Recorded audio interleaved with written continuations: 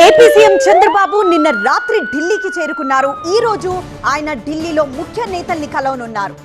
వ్యక్తిగత పర్యటన నిమిత్తం కుటుంబ సభ్యులతో విదేశాలకు వెళ్లిన ఏపీ సీఎం చంద్రబాబు నిన్న అర్ధరాత్రి ఢిల్లీ చేరుకున్నారు. నేడు ఢిల్లీలోనే ఉండనున్నారు చంద్రబాబు. వివిధ అంశాలపై పలువురు కేంద్ర మంత్రులతో ఆయన సమావేశం కాబోతున్నారు.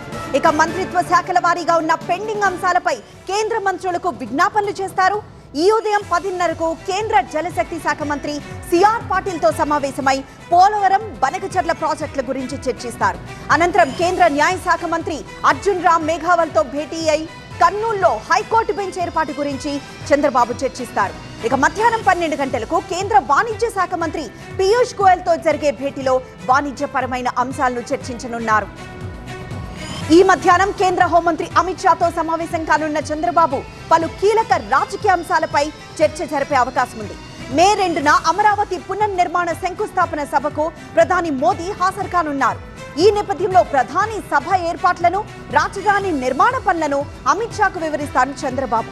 అలాగే ఏపీ నుంచి ఖాళీ అయిన రాజ్యసభ స్థానానికి అభ్యర్థి ఎంపికపై కూడా అమిత్ షాతో చంద్రబాబు చర్చిస్తారు.